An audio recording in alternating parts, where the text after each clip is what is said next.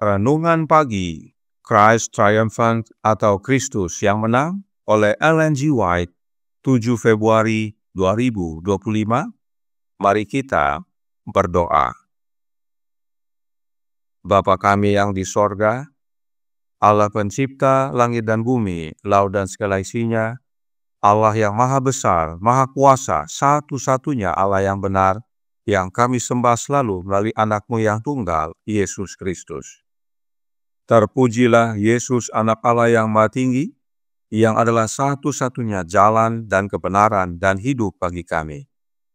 Pada pagi hari ini kami bersyukur boleh bangun dan berbakti, dan sebagaimana membaca dan mendengarkan nasihat firman-Mu, kiranya ini menjadi pembaharuan bagi kami semua, agar menerima tantangan teladan hidup Henokh dengan menerima Kristus dalam hidup kami. Beserta kami sepanjang perbaktian ini kehendak-Mu yang jadi.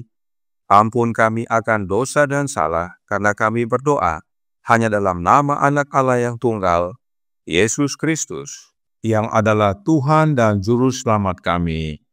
Amin. Renungan hari ini akan dibacakan oleh Saudara Roy Pondaa. Kepada Saudara Roy, kami persilahkan. Selamat pagi. Renungan pagi kita pada hari ini berjudul Teladan Henokh menantang kita hari ini. Ayat inti terambil dari 2 Petrus 1 ayat 4. Dengan jalan itu, Ia telah menganugerahkan kepada kita janji-janji yang berharga dan yang sangat besar, supaya olehnya kamu boleh mengambil bagian dalam kodrat ilahi dan luput dari hawa nafsu duniawi yang membinasakan dunia. Tidaklah lebih mudah bagi Henokh untuk menjalani kehidupan yang benar pada zamannya dibandingkan dengan kita pada zaman sekarang. Dunia pada zaman Henokh tidak lebih mendukung pertumbuhan dalam kasih karunia dan kekudusan dibandingkan dengan sekarang, tetapi Henokh mengabdikan waktu untuk berdoa dan bersekutu dengan Allah, dan ini memungkinkannya untuk terhindar dari kerusakan yang ada di dunia melalui hawa nafsu. Pengabdiannya kepada Allah lah yang mempersiapkannya untuk diangkat ke sorga. Kita hidup di tengah bahaya akhir zaman, dan kita harus menerima kekuatan kita dari sumber yang sama seperti yang diterima Henokh. Kita harus berjalan dengan Allah. Pemisahan dari dunia dituntut dari kita. Kita tidak dapat tetap bebas dari pencemaran ini, kecuali kita mengikuti teladan Henokh yang setia dan berjalan dengan Allah. Namun, betapa banyak yang diperbudak oleh keinginan daging dan keinginan mata serta keangkuhan hidup.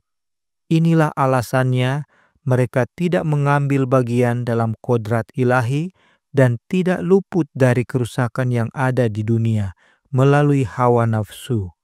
Mereka melayani dan menghormati diri sendiri. Pelajaran yang terus-menerus mereka berikan adalah, apakah yang akan kumakan, apakah yang akan kuminum, dan apakah yang akan kupakai? Banyak orang berbicara tentang pengorbanan, padahal mereka tidak tahu apa itu pengorbanan. Mereka belum merasakannya. Mereka berbicara tentang salib Kristus. Mereka mengaku beriman, tetapi mereka tidak memiliki pengalaman dalam penyangkalan diri, mengangkat salib dan memikulnya mengikuti Tuhan mereka. Jika mereka adalah orang-orang yang mengambil bagian dalam kodrat ilahi, roh yang sama yang tinggal di dalam Tuhan mereka akan tinggal di dalam mereka. Kelembutan dan kasih yang sama, belas kasihan dan perasaan iba yang sama akan dinyatakan dalam kehidupan mereka. Mereka tidak akan menunggu orang-orang yang membutuhkan dan tidak beruntung datang kepada mereka dan diminta untuk merasakan kesengsaraan mereka. Akan menjadi hal yang wajar bagi mereka untuk membantu orang-orang yang membutuhkan dan melayani kebutuhan mereka seperti halnya Kristus pergi berbuat baik. Setiap pria dan wanita dan pemuda yang mengaku beragama dari Kristus hendaknya menyadari tanggung jawab yang ada di pundak mereka. Semua orang hendaknya merasakan bahwa ini adalah pekerjaan peperangan perorangan, pemberitaan Kristus perorangan dalam praktek sehari-hari. Jika setiap orang menyadari hal ini dan memegang teguh pekerjaan ini, kita akan menjadi perkasa seperti bala tentara dengan panji-panji.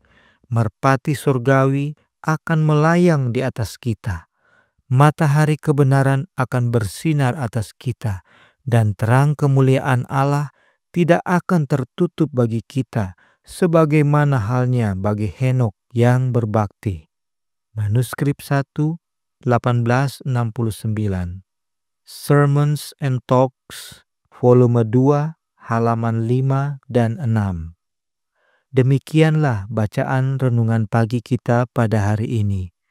Terima kasih, Tuhan Yesus memberkati. Terima kasih atas penata layanan Saudara Roy. Tuhan Yesus memberkati. Selamat pagi saudaraku dalam Tuhan.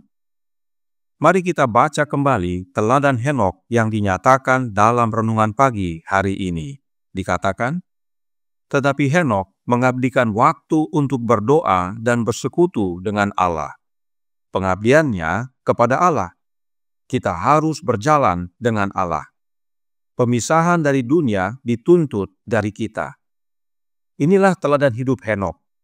Pertanyaannya adalah, apakah teladan hidup Henokh ini tantangan bagi kita? Oh tidak.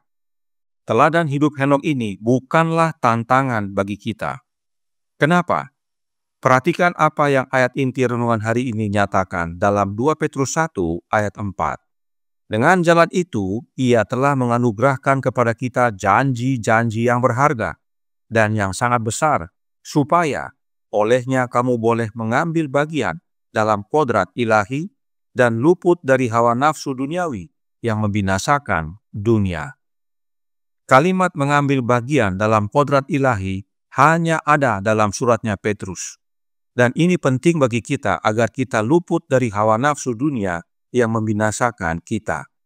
Dan untuk itu, Yesus harus datang ke dunia ini. Roh Nubuat berkata dalam manuskrip 1, 1892, paragraf 24, berbunyi, Tuhan Yesus datang ke dunia kita bukan untuk menyingkapkan apa yang dapat dilakukan Allah, tetapi apa yang dapat dilakukan manusia melalui iman kepada kuasa Allah untuk menolong dalam setiap keadaan darurat. Melalui iman, manusia harus mengambil bagian dalam kodrat ilahi dan mengatasi setiap godaan yang menimpanya. Ada hubungan erat antara kedatangan Yesus ke dunia ini dengan mengambil bagian dalam kodrat ilahi. Sebab untuk manusia dapat mengatasi setiap godaan dan terlebih hidup menuruti perintah Allah, kita harus turut mengambil bagian dalam kodrat ilahi. Nah, perhatikan hidup Yesus yang dinyatakan oleh Yohanes. Yohanes 8 ayat 29 berkata, dan Ia yang telah mengutus aku, Ia menyertai aku. Ia tidak membiarkan aku sendiri, sebab aku senantiasa berbuat apa yang berkenan kepadanya. Siapakah yang menyertai Yesus? Bapanya. Itu sebabnya Yesus berkata dalam Yohanes 12 ayat 49, sebab aku berkata-kata bukan dari diriku sendiri, tetapi Bapa yang mengutus aku, Dialah yang memerintahkan aku untuk mengatakan apa yang harus aku katakan dan aku sampaikan.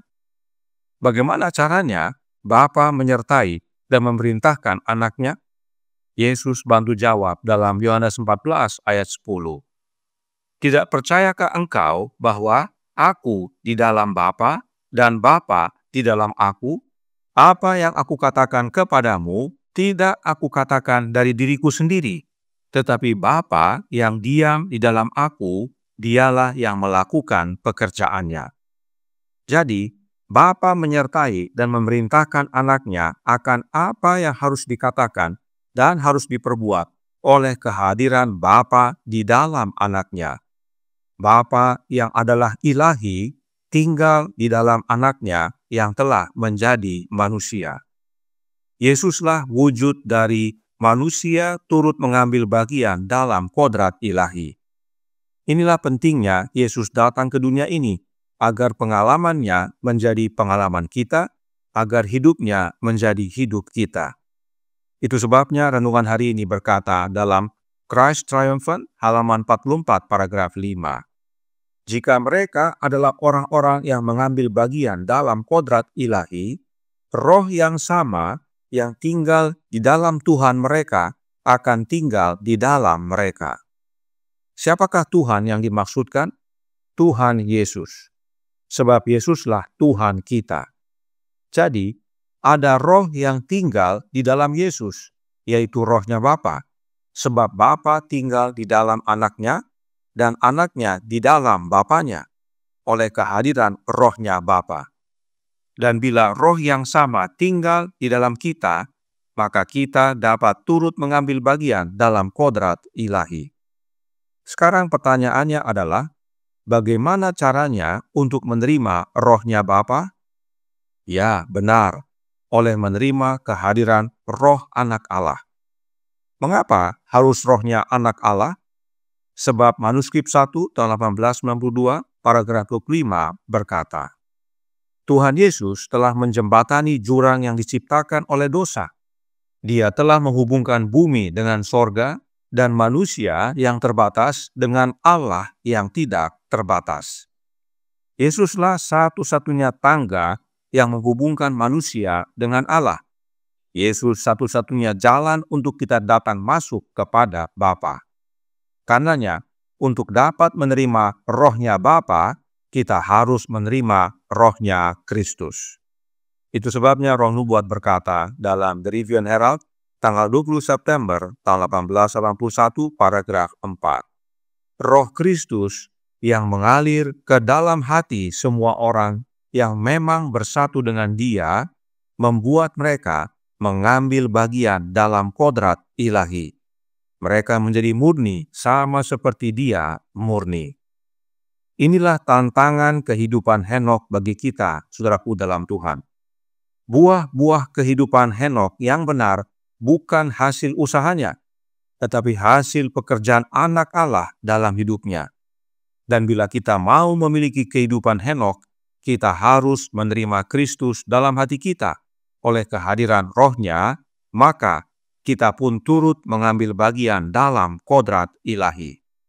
Inilah tantangan bagi kita. Adakah kita mau menerima Kristus tinggal dalam hati kita? Dan bila mana kita mau menerima Kristus tinggal dalam hati kita, maka kita pun turut mengambil bagian dalam kodrat ilahi. Buah-buah kehidupan Yesus, buah-buah kehidupan Henokh menjadi bagian kita. Jadi, dengan menerima roh anak Allah, kita menerima rohnya Bapa, dan itulah mengambil bagian dalam kodrat ilahi. Maka, kehidupan Henokh menjadi bagian kita. Kiranya ini menjadi sukacita dan pembaharuan bagi kita semua, agar kita terima tantangan, yaitu menerima Kristus dalam hati kita dan turut mengambil bagian dalam kodrat ilahi. Tuhan memberkati, saya bawa dalam nama Yesus. Amin. Mari kita berdoa. Bapa kami yang di sorga, Allah pencipta langit dan bumi, laut dan segala isinya, Allah yang maha besar, maha kuasa, sumber segalanya, yang kami sembah selalu melalui anak-Mu yang tunggal, Yesus Kristus. Terima kasih atas nasihat yang indah pada pagi hari ini. Buah-buah kehidupan Henokh bukanlah tantangan bagi kami. Tantangan bagi kami adalah, adakah kami mau membuka hati, percaya bahwa Kristus yang masuk dalam hati kami, oleh kehadiran rohnya. Dan bila mana kami mau, maka itu sama dengan menerima rohnya Bapa. Karenanya tolong kami ya Bapa, suruhlah roh anak-Mu dalam hidup ini, dan biarlah kami semua yang percaya membuka hati, menerima rohnya Kristus dalam hidup ini. Sebab dengan menerima rohnya Kristus, kami turut mengambil bagian dalam kodrat ilahi untuk mengatasi setiap godaan oleh karena nafsu dunia. Dan pada akhirnya, kami hari demi hari membuahkan kehidupan Kristus dalam hidup ini. Teladan hidup Henokh menjadi bagian kami. Beserta kami sepanjang hari ini kehendak-Mu yang jadi, ampun kami akan dosa dan salah, karena kami berdoa hanya dalam nama Anak Allah yang tunggal, Yesus Kristus, yang adalah Tuhan dan Juru Selamat kami. Amin.